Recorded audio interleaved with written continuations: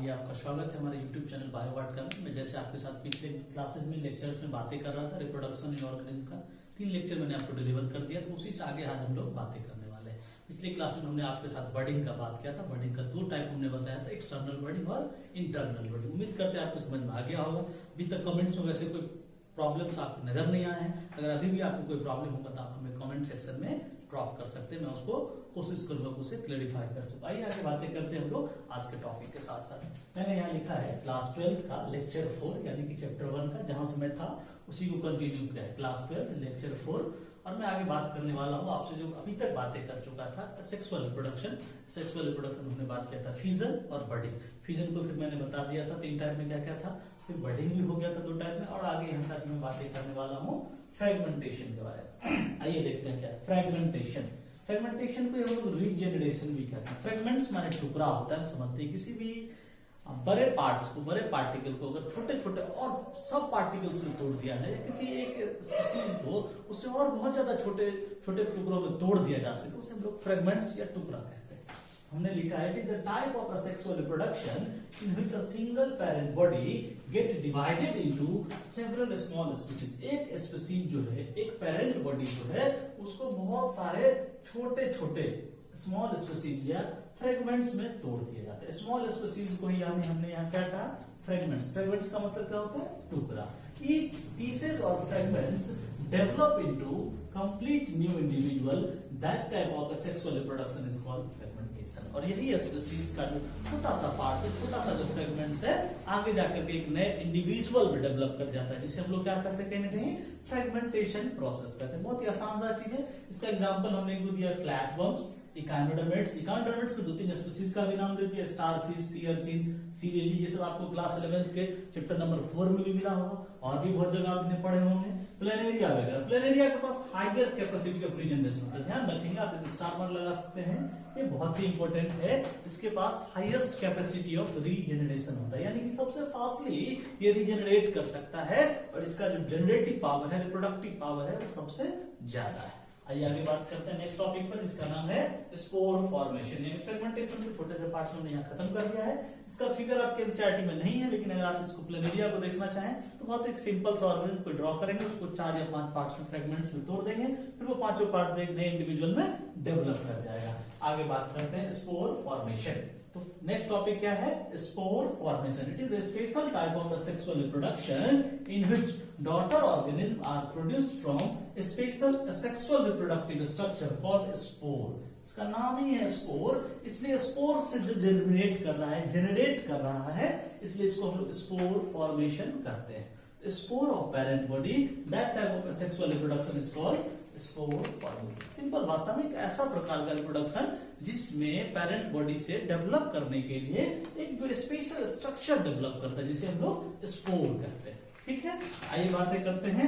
It mostly occurs in algae and fungal species. अगर आप example wise इसको देखें तो याद रख सकते हैं, ये अलगी और फंगल स्पीसीज में जनरली ज्यादातर देखा जाता है। कौन सा चीज, स्पोर फॉर्मेशन। नीट में पूछा गया है, आपसे बोर्ड पेपर्स में भी ऑब्जेक्टिव में पूछा जा सकता है, spore formation can be seen in, इसको कहां पे आप देख सकते हैं, तो अलगी में या फंगल स्पीसीज में मोस्टली देखा जाता है। It occurs after growth of vegetative phase. अब आपने अगर पहले इसके बारे में, रिप्रोडक्शन के बारे में थोड़ा सा जानकारी लिया था, वहां पे 2 फेज का चर्चा हुआ था, वेजिटेटिव फेज और रिप्रोडक्टिव फेज। यहाँ मैं थोड़ा सा क्लियर कर दूं तो जब रिप्रोडक्टिव मैच्योरिटी वाला फेज आता है, उससे पहले वाला फेज जो प्लांट्स वगैरह में लोअर स्पीसीज में आता है, उसे हम लोग वेजिटेटिव फेज से कंसीडर कर सकते हैं। यहाँ पे लिखा it occurs after growth of vegetative phase of parent body. Plants में, पेरेंट बॉडी में जब ग्रोथ का, वेजिटेटिव फेज का ग्रोथ वाला फेज हो जाएगा, उसके बाद जर्मिनेटिव फेज, जर्मिनेशन वाला फेज या कह सकते हैं स्पोर वाला फेज आता है। Spore is unicellular, microscopic, motile और नॉन मोटाइल। स्पोर जो है वो यूनिसेलुलर होते हैं, यानी कि एक कोशिकीय होते हैं, एक सेल वाले होते हैं।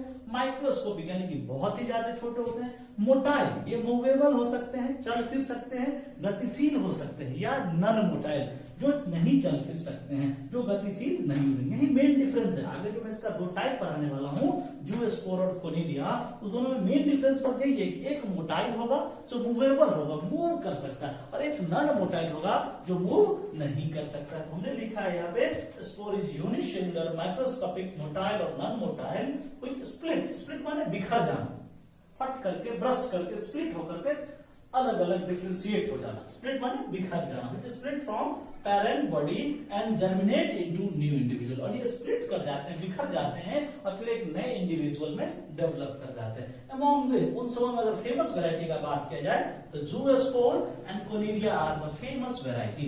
वैरायटीज कहने का मतलब है कि इसमें से जिस स्पीशीज में जनरली ये स्पीशीज का होगा इसमें जो टाइप है, वैरायटी है, उसमें ज़ूओस्पोर और कोनिडिया जो है वो फेमस है। तो हम लोग उस दो के बारे में थोड़ा थोड़ा जानकारी ले लेंगे। आगे देखिए क्या है ज़ूओस्पोर। ज़ूओस्पोर क्या है?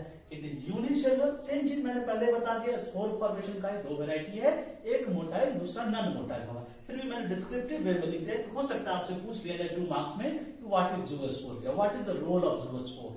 तो हमने यहाँ पे लिख दिया it is unicellular, microscopic, flagellated and motile. ध्यान रखेंगे इसको, आप यहाँ पे स्टार लगा देंगे, यह मोटाइल होता है ज़ूओस्पोर। वैसे भी आपने पढ़ा होगा ज़ूओस्पोर और प्लानोस्पोर, तो ज़ू जो है बेसिकली एनिमल्स के लिए यूज किया जाता था, मोटाइल स्पीशीज के लिए यूज किया जाता था। तो यह क्या, it is unicellular, microscopic, flagellated, motile और sexual reproductive structure which occurs in sporangium और स्पोरेंजिया। आप यहाँ पे चाहें तो flagellated, motile, sexual reproductive structure भी यहाँ पे आप लिखते हैं, ऐड कर सकते हैं, structure which occurs in sporangium और स्पोरेंजिया। सिंगुलर में होगा तो स्पोरेंजियम कहेंगे, प्लूरल में होगा तो स्पोरेंजिया कहेंगे। आगे हमने लिखा है zoospore split from sporangium in favourable condition. जब इनका रिप्रोडक्शन करने का फेवरेबल कंडीशन होता है, सुटेबल कंडीशन होता है, उस दौरान ये डेवलप करते हैं। It occurs in algae and fungi. मैंने ऊपर भी इसका चर्चा कर दिया था, यह अलगी और फंगी होता है। यहाँ तक का पार्ट में हमने देखा फ्रेगमेंटेशन क्या है। फ्रेगमेंटेशन के बाद हमने बातें की स्पोर फॉर्मेशन का। स्पोर फॉर्मेशन में दो वैरायटी बहुत फेमस है, ज़ूओस्पोर एंड कोनिडिया। ज़ूओस्पोर में बहुत सिंपली हमने उसको लिख दिया गया, एक मोटाइल वैरायटी है, ठीक है, और इस ये जो स्ट्रक्चर है वो मोस्टली अलगी और फंगी में देखा जाता है। आइए आगे देख लेते हैं हम लोग क्या है, कोनिडिया क्या होता है। आगे हम लोग बातें करने वाले हैं कोनिडिया के बारे में।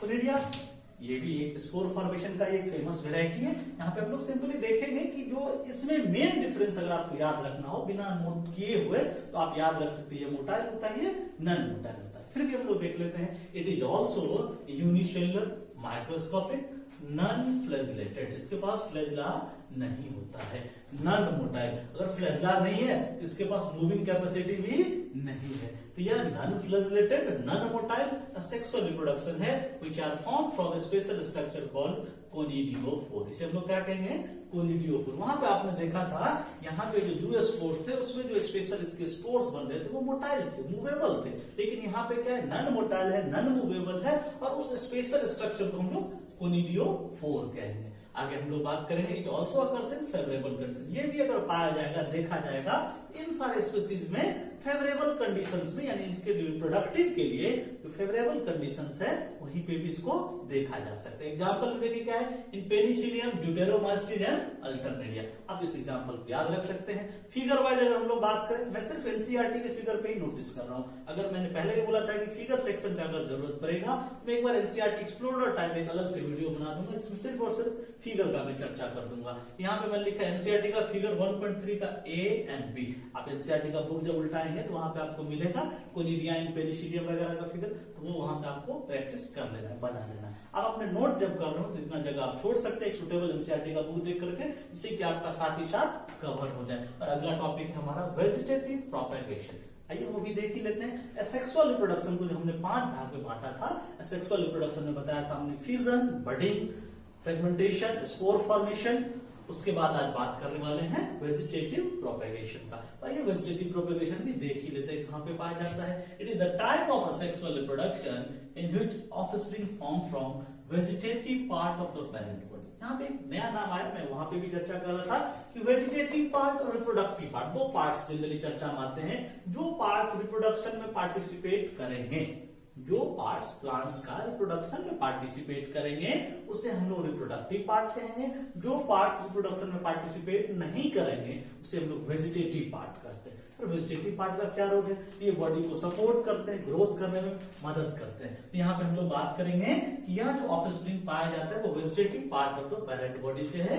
Vegetative propagation mostly occurs in higher plant, यहाँ पे ये भी ध्यान रख सकते हैं आप, ये हायर प्लांट्स में मोस्टली कंसीडर आप लोग करेंगे जिम्नोस्पर्म्स एंड एंजियोस्पर्म्स के बारे में। मोस्टली हम लोग यहाँ पे जिम्नो और एंजियो का चर्चा करने वाले हैं। इन विच एनी वेजिटेटिव पार्ट, अब वेजिटेटिव पार्ट है क्या क्या, हमने थोड़ा सा वो भी क्लियर कर दिया, रूट, स्टेम या लीफ, मेनली इसको वेजिटेटिव पार्ट कंसीडर किया जाता है। तो वेजिटेटिव प्रोपेगेशन में रूट, स्टेम और leaf develops into new individual, यानी यहाँ पे जो एक प्लांट का, एक इंडिविजुअल का डेवलपमेंट होता है वह ओवरी से डेवलप नहीं करके रूट, स्टेम या लीफ से डेवलप कर जाता है। भी आगे हम लोग बातें करेंगे सेक्सुअल रिप्रोडक्शन क्या है, तो सेक्सुअल रिप्रोडक्शन में अगर बातें करेंगे प्लांट्स में तो वो कहीं ना कहीं ओवरी से डेवलप करता है, जैसे हम लोग फ्रूट वगैरह भी पढ़ेंगे। लेकिन यह वेजिटेटिव प्रोपेगेशन जो है वो रिप्रोडक्टिव पार्ट से ग्रो नहीं करता है। नए इंडिविजुअल्स का जन्म कहीं ना कहीं वेजिटेटिव पार्ट से होता है, उसमें मोस्टली 3 पार्ट है, रूट, स्टेम एंड लीफ। तो इस तीनों में से अगर किसी पार्ट्स के द्वारा वेजिटेटिव प्रोपेगेशन हो रहा है तो उसे हम लोग वेजिटेटिव प्रोपेगेशन का एक इंपॉर्टेंट पार्ट कंसीडर कर सकते हैं। Develops into new individual, the unit of vegetative propagation is called propagules. आप ध्यान रख सकते हैं, यानी कि यह तीनों पार्ट्स का जो स्पेशल कुछ वेराइटीज है, कुछ नाम दिया गया है, उसे आप लोग प्रोपेग्यूल्स कह सकते हैं। यानी कि वेजिटेटिव प्रोपेग्यूल्स जिस पार्ट से, जिस डिफरेंशिएशन से एक नए इंडिविजुअल में डेवलप कर जाएगा उसे हम लोग वेजिटेटिव प्रोपेग्यूल्स कहेंगे। हमने 2-4-5 एग्जांपल भी दे दिए, आप उन्हें ध्यान रख सकते हैं। तो सब इंपोर्टेंट प्रोपेग्यूल्स बहुत आसान है, आपके एनसीईआरटी से मोस्टली रिलेटेड है। तो आप यहाँ पे देख सकते हैं, हमने इधर लिख दिया प्रोपेग्यूल्स लेफ्ट साइड में, राइट साइड में लिख दिया स्पीसीज। स्पीसीज मींस यहाँ पे है जो प्लांट स्पीसीज जनरली जिसमें यह देखा जाता है। और एक दो एग्जांपल आपको अदर बुक में, रेफरेंस बुक में मिल सकता है। अकॉर्डिंग टू एनसीईआरटी हमने कवर करने का कोशिश किया है। आइए देखते हैं पहला क्या है, राइजोम। हमने इसको अपने तरीके से सेट कर दिया, आप इसको अप एंड डाउन मतलब कि नंबरिंग अगर ऊपर नीचे भी होगा तो कोई प्रॉब्लम नहीं है, आपको ध्यान रखना है। एग्जांपल में पूछा जाता है। अगर बिहार बोर्ड की बात करें तो हर एक साल एक ऑब्जेक्टिव फिक्स है, नीट में भी अल्टरनेट ईयर में एक ऑब्जेक्टिव पूछा जाता है, सीबीएसई पेपर्स में भी कहीं ना कहीं पूछा जाता है। तो आप मान के चलिए यहाँ से 1 मार्क्स फिक्स है आपका, तो आप इसे ध्यान रखेंगे। तो देखिए क्या है, 1 मार्क्स बोर्ड पेपर के लिए, और नीट में अगर आ गया तो 4 मार्क्स। तो देखिए यहाँ पे क्या पहला राइजोम यानी कि जिंगर और बनाना में, runner oxalis, tuber potato, bulb onion, offset Eichhornia या वाटर हियासिंथ जिसे आप लोग पिस्टिया भी कहते थे, ठीक है। जलकुंभी हिंदी भाषा में, गांव देहात की भाषा में हम लोग कहते हैं। Bulbil, agave, leaf bird, Bryophyllum बहुत ही फेमस है, भी बहुत बार पूछा जा चुका है। Sucker, mint and jasmine, mint यानी कि पुदीन हरा, MINT है यहाँ पे। ये 4-5 एग्जांपल आपसे ध्यान रखें, अगर जरूरत पड़ी तो मैं इसको आगे भी और एक्स्ट्रा एग्जांपल्स भी नोट डाउन करा दूंगा। अभी मैं आपके साथ साथ कुछ और 2 मिनट बात करने वाला हूँ, थोड़ा सा और पोर्शन इसका टच कर लेते हैं। चलिए, जैसे मैं अभी आपके साथ बात कर रहा था वेजिटेटिव प्रोपेगेशन क्या है, यहाँ पे मैंने कुछ एग्जांपल्स आपको दिए थे। एग्जाम्पल मैंने ये भी बोल दिया था कि आपको याद रखना है। आप उसको टोन वाइज अगर आप पढ़ेंगे तो RR, TB, OB, LS करके भी आप पढ़ सकते हैं, मैंने जैसा लिखा है। अदरवाइज आप चाहें तो उसको अपने तरीके से याद कर सकते हैं, आपको ट्रिक वाइज सेट कर लेना है। अभी मैं उससे आगे बस थोड़ा सा छोटा सा पार्ट में ऐड कर रहा हूँ उसमें कि टाइप्स ऑफ वेजिटेटिव प्रोपेगेशन। आपने पीछे देखा था कि वेजिटेटिव प्रोपेगेशन का कुछ एग्जांपल, वेजिटेटिव प्रोपेगेशन क्या था, अब हम उसको टाइप में बांटने वाले हैं। टाइप में कहते हैं मतलब कि नेचुरल और वेजिटेटिव प्रोपेगेशन जिसको हम लोग बोलने वाले हैं। टाइप्स ऑफ वेजिटेटिव प्रोपेगेशन कहने का मतलब नेचुरल वेजिटेटिव प्रोपेगेशन है, आर्टिफिशियल वेजिटेटिव प्रोपेगेशन। आइए देखते हैं क्या पहले यहाँ पे नेचुरल वेजिटेटिव प्रोपेगेशन। ऑब्वियस सी बात है, नाम से ही क्लियर है कि जो प्रोपेगेशन नेचुरली हो रहा होगा, यानी कि in this type of vegetative propagation offsprings are formed naturally. बस सिंपल सा बात है, याद रखने की जरूरत नहीं पड़ेगी आपको। Offsprings are formed naturally by vegetative propagules, जो propagules के द्वारा वेजिटेटिवली नेचुरल वे में, जिसमें हमारे आपकी कोई मदद की आवश्यकता नहीं होती है, उसे हम लोग नेचुरल वेजिटेटिव प्रोपेगेशन कह सकते हैं। या फिर 3 प्रकार का होता है, इट इज ऑफ 3 टाइप्स। इसे हम लोग 3 कैटेगरी में बांट सकते हैं। मैंने पीछे भी चर्चा किया था, मेनली जो है root, stem and leaf. Naturally होता किससे है, रूट, स्टेम एंड लीफ। हमने यहाँ पे लिखा है natural vegetative propagation by root, आगे हमने बस स्टेम और लीफ लिख के काम चला लिया है। तो natural vegetative propagation by root, इसमें एग्जांपल्स कुछ मैंने लिख दिए जो आपके एनसीईआरटी में मोस्टली नहीं भी मिले तो प्रॉब्लम नहीं, आप इसको ध्यान रख सकते हैं। एग्जांपल में सीसम हम लोग जानते हैं, बहुत ही एक कह सकते वुड है जो कि हमारे टिम्बर के लिए हमारे बहुत काम आता है। सीसम है, स्वीट पोटैटो, गुआवा, डलिया, etc। बाय स्टेम में देखिएगा पोटैटो, जिंगर, बनाना, गार्लिक, बैम्बू, सुगर कैन, ये स्टेम के द्वारा होता है, यानी कि natural vegetative propagation by stem. आप चाहे तो इसको पूरा भी लिख सकते हैं। लीफ में है natural vegetative propagation by leaf, example में ब्रायोफाइट बहुत ही फेमस है, आपके एनसीईआरटी में भी है। बिगोनिया, कैलोएंचे, सेंट पॉल से, ये सब एनसीईआरटी में नहीं है, ओल्ड बुक्स वगैरह में, रेफरेंस बुक में आप इसे देख सकते हैं। आगे हमने दिया है आर्टिफिशियल वेजिटेटिव प्रोपेगेशन। सीधा सा बात, वह वेजिटेटिव प्रोपेगेशन जो आर्टिफिशियली होता है। आर्टिफिशियल मतलब मानव निर्मित, जो हम अपने फायदे के लिए कर रहे हैं, जिसमें हमारा कहीं ना कहीं इंटरेस्ट। वेजिटेटिव प्रोपेगेशन, आइए देखते हैं क्या इसमें। In this type of vegetative propagation new individuals are formed from vegetative part of parent body by artificially. Simple बात है, अगर ये नेचुरली हो रहा है तो नेचुरल वेजिटेटिव प्रोपेगेशन, अगर ये आर्टिफिशियल यानी हम अपने फायदे के लिए, कमर्शियलाइजेशन के लिए, इंडस्ट्रियल प्रोडक्शन के लिए अगर हम ऐसा कर रहे हैं, लार्ज स्केल पर प्रोड्यूस करने के लिए अगर हम ऐसा कर रहे हैं, इसे हम लोग कहीं ना कहीं क्या कहेंगे कि वेजिटेटिव पेरेंट्स जो है वह पार्ट जो है पेरेंट्स का वह आर्टिफिशियली प्रोड्यूस करवाया जा रहा है। इट इज ऑफ 5 टाइप, इसको मेनली 5 कैटेगरी में बांटा गया है। पहला है कटिंग। सिंपल भाषा में आप जानते होंगे, किसी भी एक लंबे से पार्ट्स को या किसी भी एक प्लांट पार्ट को,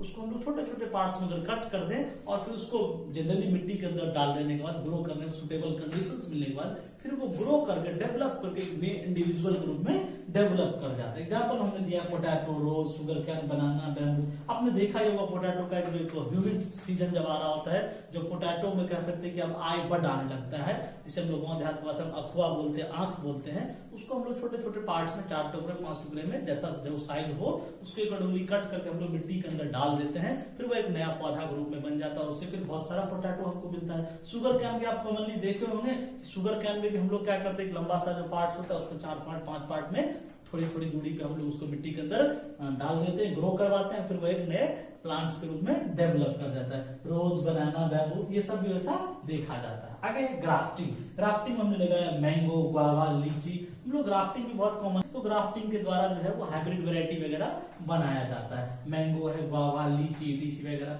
लेयरिंग। लेयरिंग क्या बोलते हैं कि कोई प्लांट्स का पार्ट ग्रो कर रहा है, उस पार्ट्स को अगर मिट्टी के अंदर या किसी निचले पार्ट्स में उसको मिट्टी से ढकने देते हैं, जब कोई झुका हुआ पार्ट रहता है उसको मिट्टी से कह सकते हैं कि डंग से, गोबर से उसको कवर कर देते हैं, और फिर वो धीरे धीरे जब उसका रूट के साथ रूट लाइक अटैचमेंट हो जाता है धरती से, फिर वो नए इंडिविजुअल्स के रूप में डेवलप कर जाता है, जिसे हम लोग गांव देहात की भाषा में ग्राफ्टिंग लेयरिंग को कलम लगाना भी बोलते हैं। यानी कि प्लांट्स को डेवलप वैरायटी को, हाइब्रिड वैरायटी को, एक प्लांट से बहुत सारे वैरायटीज को डेवलप करवाना, क्रॉसिंग करवाना। तो लेयरिंग में हम लोग देखते हैं एग्जांपल में लेमन है, नींबू, लीची, स्ट्रॉबेरी, ये सब सारा जो है वो लेयरिंग के द्वारा होता है। अब बडिंग, बड सब रहते हैं, पहले भी हम लोगों ने पढ़ा है बड। तो बडिंग में प्लम, रोज, कहीं कहीं इसको पीच भी लिखा गया, मैंने सिर्फ प्लम और रोज ही लिखा। प्लम समझते हैं, बेर या बेड जिसे बोलते हैं हम लोग, रोज तो है फेमस, और एक और है बुलबेरी यानी कि अगेर। ये भी कह सकते हैं कि सारे जो प्रोडक्ट्स हैं वेजिटेटिव प्रोपेगेशन का, वो कहीं ना कहीं वैसे पार्ट्स के द्वारा रिप्रोड्यूस होते हैं जिसमें रिप्रोडक्टिव प्रोपेगल्स, रिप्रोडक्शन का प्रोसेस करने के लिए